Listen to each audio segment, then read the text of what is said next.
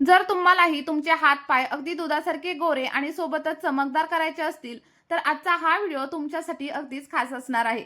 कारण फक्त ₹1 शॅम्पू आणि त्यासोबतच थोडीशी हळद वापरून तुम्ही अगदी घरच्या घरी तुमचे हात-पाय दुधासारखे उजळ आणि सोबतच चमकदार नक्कीच बनवू शकता. ते कसं करायचं हे मी तुम्हाला व्हिडिओमध्ये पुढे सांगणार आहे. त्यामुळे आपला हा व्हिडिओ स्किप न करता अगदी स्टेप बाय स्टेप शेवटपर्यंत नक्कीच बघा.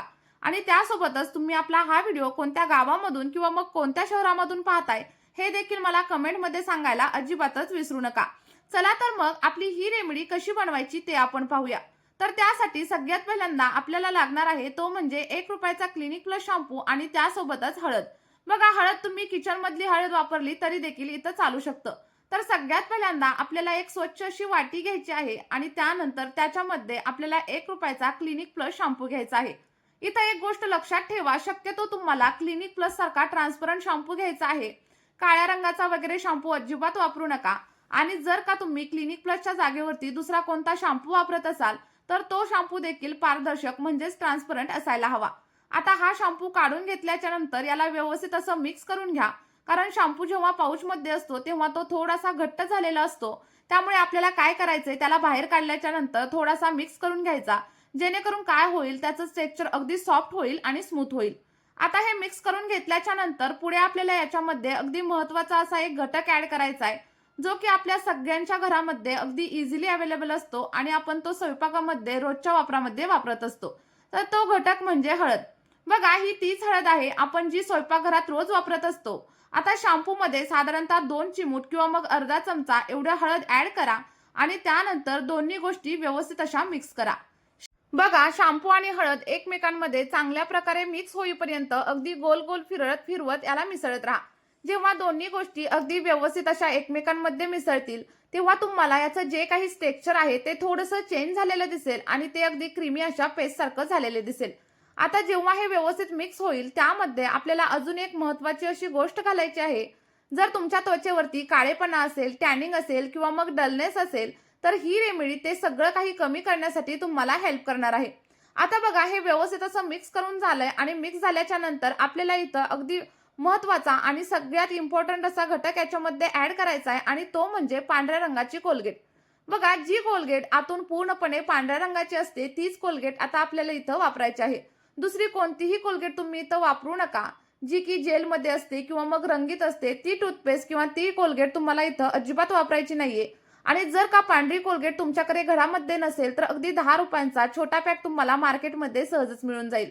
बघा, आपण एकदा ब्रश करण्यासाठी जेवढी कोलगेट वापरतो ना, तेवढीच कोलगेट तुम्हाला इथं घ्यायची आहे आणि ती आपल्या पॅकमध्ये ॲड करा. बघा, जी काही टूथपेस्ट असते किंवा जी काही कोलगेट असते ती थोडीशी जाड असते आणि थोडीशी घट्ट असते.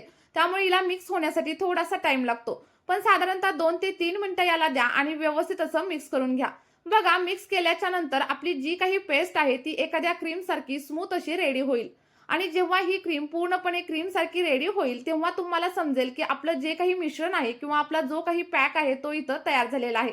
आता बघा, तुम्हाला इथं थोडासा फेस झाल्यासारखा दिसेल, पण थोडा वेळ व्यवस्थित असं मिक्स केल्यानंतर आपली जी काही क्रीम आहे ना, ती अगदी क्रीम सारखी इथं दिसू लागेल.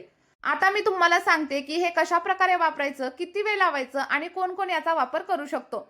बघा, आपले हे जे घटक आहेत जे आपण याच्यामध्ये वापरले ते आपल्या सगळ्यांच्या घरामध्ये अगदी इझिली अवेलेबल असतात आणि हे खूप जास्त प्रमाणात स्वस्त देखील आहेत. हा जो आपला पॅक आहे तो तुम्ही पूर्णपणे हातावरती किंवा मग पायांवरती देखील लावू शकता.